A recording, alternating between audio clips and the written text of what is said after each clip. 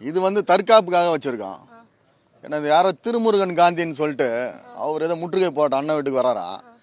அதனால நாங்கள் நைட்டு 8 மணிலேருந்து இங்கே இருக்கிறோம். வருவார்னு பார்த்தா இது வரைக்கும் வரல. மணி வேற ஆகுது, பிரியாணி வேற ரெடி ஆகுது. மணி 7:30 இது வரைக்கும் வரல. சரி யாருன்னு பார்த்துட்டு போகலாம். எங்கள் ஊரில் வந்து அவர் வந்து முற்றுகை போராட்டன்றது யாருன்னு தெரியல. அவர் அதை பார்த்துருவான்னு சொல்லிட்டு எல்லாரும் சொல்கிறாங்க. பெரியாரை பற்றி சொன்னது சரிதான்றாங்க. இவர் மட்டும் தப்புன்ட்டு இவருக்கு என்ன இருக்குதுங்க? திராவிட கை குலிக்கு என்ன வேலை இருக்குது? அதனால தான் நாங்கள் வந்து எங்கள் தோழர்கள் எல்லாமே இங்கே நிற்கிறோம். 100 பேர்ல அந்த பக்கம் ஒரு 50 பேர் கடற்கரைக்கா போயிருக்காங்க. அங்கங்க நிக்கிறாங்க. ஆமா ஆமா ஆமா ஆமா. அது காவல்துறை வந்து அங்கேயே மறிச்சாங்கன்னா நல்லது. அதை இங்க விட்டுட்டு வேடிக்கை பார்த்தா அப்புறம் நாங்க அதுக்கு தான் தற்காப்புக்கு வச்சுக்கோம்.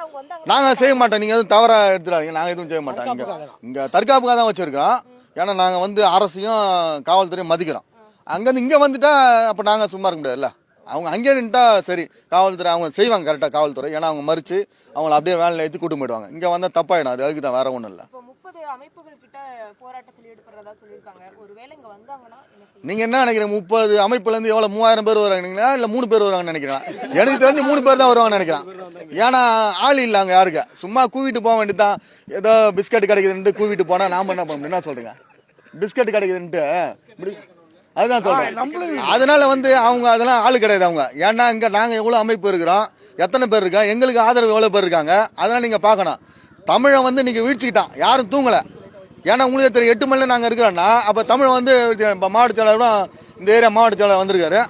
அப்ப எல்லாருமே தூங்காம நாங்க வீழ்ச்சிட்டு தான் இருக்கிறோங்க. அதனால அவர் பாவம், அவர் வேலையை பார்த்தானே நல்லா இருக்கும். தமிழ் தேசிய அமைப்புகள் கிட்டத்தட்ட பார்த்தீங்கன்னா ஒட்டுமொத்த தமிழ் தேசிய அமைப்புகளும் இன்றைக்கி அண்ணன் சீமானுக்கு ஆதரவு நிற்கிறாங்க. இப்போ நாங்கள் பார்த்தீங்கன்னா கர்நாடக தமிழர் பாதுகாப்பு இயக்கம் சொல்லிட்டு கர்நாடகா மாநிலம் பெங்களூர்லேருந்து வந்திருக்கோம்.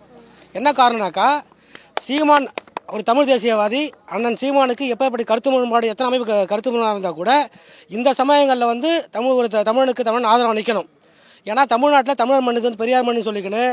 இந்த திராவிட கருஞ்சட்டை என்ன பண்ணுறாங்க, கருஞ்சட்டை இருந்து கொண்டு திராவிட அமைப்பு சேர்ந்தவங்கலாம் இது தமிழர் மண்ணில் தமிழ்நாட்டில் இருந்து கொண்டே தமிழர் இருக்கிறாங்க.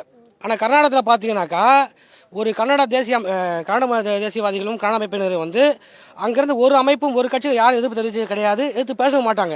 ஆனால் தமிழ்நாட்டில் மட்டும் தான் நமக்கான சாபக்கேடு. இங்கேருந்து கொண்டே பிற மொழியை சேர்ந்தவர்கள் நமக்கு எதிர்ப்பாக இங்கே இந்த மனு எதிர்த்து பேசுகிறாங்க. இதை வன்மையாக கண்டிக்கத்தக்க விஷயம். நாங்கள் அண்ணன் சீமானுக்கு ஆதரவாக நாம் தமிழ் கட்சி மட்டும் கிடையாது, ஒட்டுமொத்த தமிழ் தேசிய அமைப்புகளும் ஆதரவாக நிற்கிறோம். அதனால் நாங்கள் பெங்களூர்லேருந்து வந்திருக்கோம். இது தற்காப்பு, எங்களுக்கு தற்காப்பு தான் வச்சுருக்கோம். ஸோ அது வந்து அரசாங்கமும் அவங்க நடவடிக்கை செய்ய தான் நல்லாயிருக்கும். ஸோ மீறி அவங்க உள்ளே வந்தாங்கன்னா எங்களுக்கான தற்காப்புக்காக நின்றுருக்கோம், வேறு ஒன்றும் கிடையாது.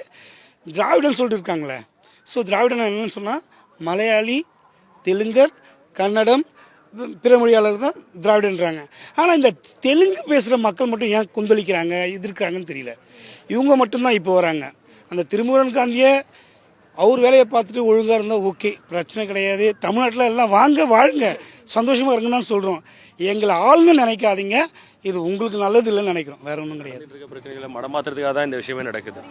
நடந்துகிட்டு இருக்க நிறைய விஷயங்கள் நடந்துகிட்டு இருக்குது. அதை பற்றிலாம் யாரும் பேசலை. இந்த பரந்தூரில் போய் ஒரு பிரச்சனை நடந்துகிட்டு இருக்குது, அண்ணா யூனிவர்சிட்டியில் ஒரு பிரச்சனை நடந்துச்சு. அதெல்லாம் பற்றி பேசுறதுக்கு யாருமே இவ்வளோ கூட்டம் சேர்ந்து போய் போராடவே இல்லை. அண்ணன் வந்து சீமானனை போராட்டாங்க, எல்லாரையும் சேர்த்து அரெஸ்ட் பண்ணாங்க. அதை பற்றி பேசுறதுக்கு யாருமே இல்லை. அதெல்லாம் மடமாத்துறதுக்காக தான் இந்த ஒரு செத்து போன ஒரு பெரியார் ஒரு வார்த்தையோட தூக்கி வச்சுக்கிட்டு இவங்க ஆடிக்கிட்டு இருக்காங்க. பேசுறதுக்கு நிறையா இருக்குது, போராட்டத்துக்கு நிறையா இருக்குது. அப்போல்லாம் எங்கே போனாங்க இவங்களாம்? இங்கே சீமானை பற்றி பேசினா, சீமானை பற்றி ஏதாவது பேச வந்தால் அவங்களாம் பாப்புலர் ஆகலாம்ங்கிறதுக்காக சீமானை தேடி வந்துக்கிட்டு இருக்காங்க. வரட்டும், $2 சோறு திங்கிறதுக்காக வராங்க. 200 கூலி வாங்கியிருப்பாங்க, அதுக்காக வராங்க. வரட்டும், அந்த 200 வாங்கிட்டு அவங்க போகட்டும். அவங்களுக்கான எல்லை வரலையும் அவங்க இருந்தாங்கன்னா நான் எச்சரிக்கிறேன் அவங்கள. அவங்களுக்குன்னு ஒரு போலீஸில் அவங்களுக்குன்னு ஒரு ரோடு கொடுத்துருக்காங்களா, அந்த ரோட்டு எண்டு வரலையும் அவங்க வந்தாங்கன்னா அதோடய அவங்க திரும்பி போயிட்டோம். நைட் வந்து போலீஸும் அதான் சொன்னாங்க, அதோட திரும்பி போயிடுவாங்கன்னு சொன்னாங்க. நாங்கள் அதுக்கு வெயிட் பண்ணுறோம். அதை தாண்டி இந்த சைடு வந்தாங்கன்னா அது அவங்களுக்கு பாதுகாப்பு கிடையாது. அவங்களுக்கான எல்லை வரலையும் அவங்க இருந்துட்டு அப்படியே திரும்பி போகிறது அவங்களுக்கு நல்லது. இங்கே வரதே அவங்களுக்கு தப்பு தான்.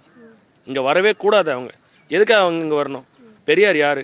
அப்படி என்ன பண்ணார் தமிழ்நாட்டுக்கு? அவர் பேசின பேச்சுக்கெல்லாம் திருப்பி நம்ம வாயில் சொல்லவே முடியாது.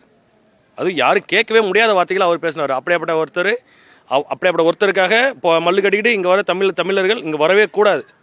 அதுதான் எங்களுடைய கருத்து.